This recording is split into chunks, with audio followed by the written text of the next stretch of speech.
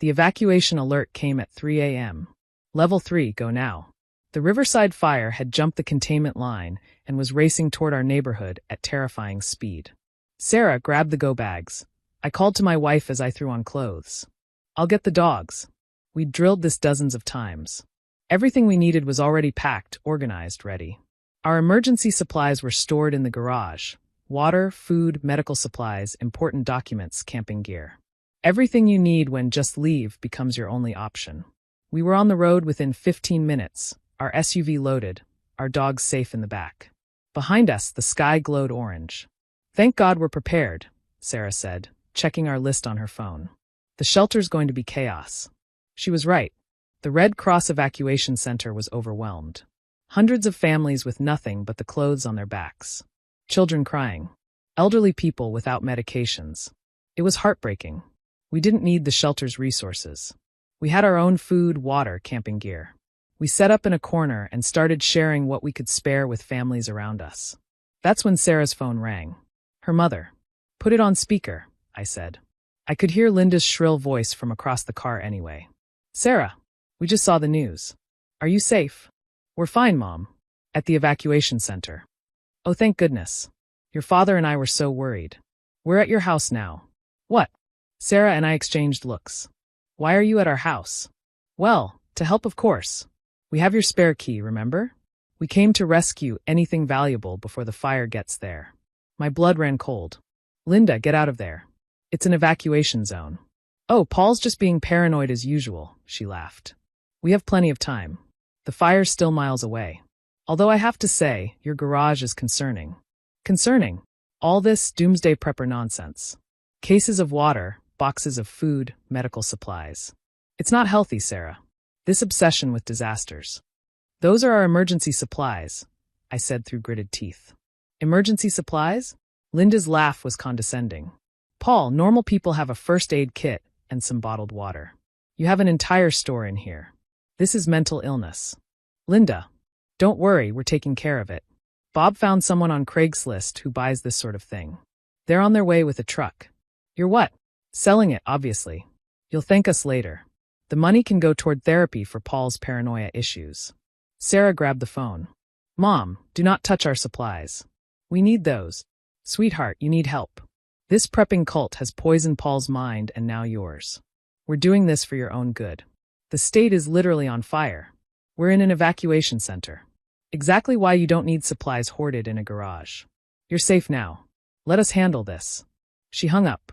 I was already running to the car. Sarah followed, both of us leaving our carefully organized camp spot. The drive home should have taken 30 minutes. It took 3 hours with the evacuation traffic going the other direction. Police tried to stop us at the neighborhood checkpoint.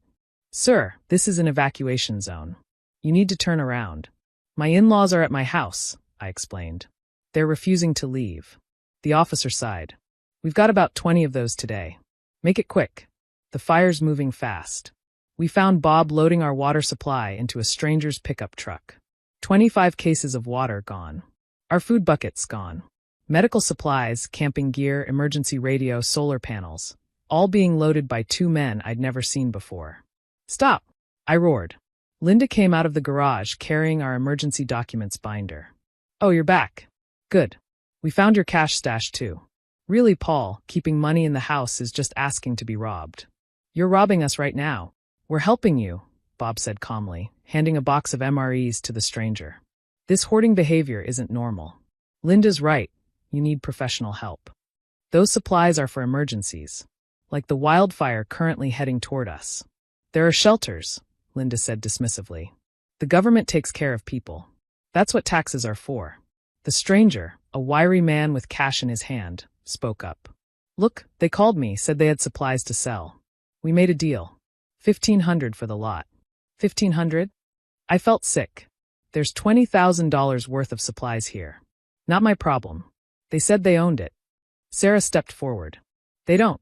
This is theft. Leave now, or I'm calling the police. With what cops? The buyer laughed. They're all managing the evacuation. But Bob was looking nervous now. The sky was darker, the smell of smoke stronger. Linda, maybe we should go. Not until we finish helping our daughter, Linda said firmly. This is an intervention.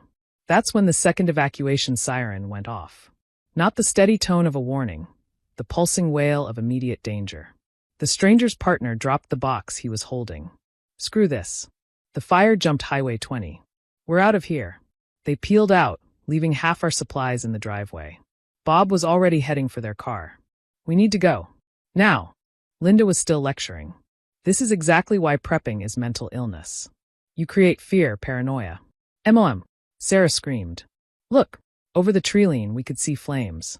Not distant orange glow, actual flames, treetop high, maybe a mile away.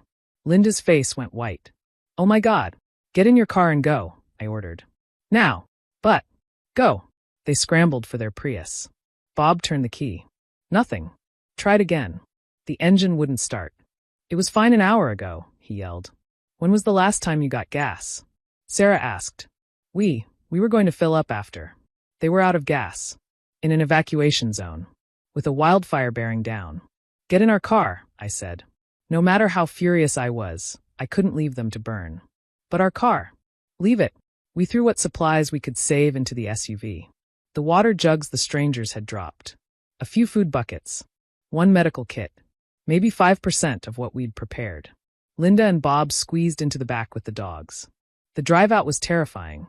The fire was moving faster than the evacuation. Embers falling like snow. Trees exploding from the heat. Linda was crying, clutching Bob's arm. I don't understand, she kept saying. The shelter will help us, right? They have to help us. With what? I snapped. The thousands of other evacuees? The limited resources? The overwhelmed volunteers? But the government tells you to have emergency supplies.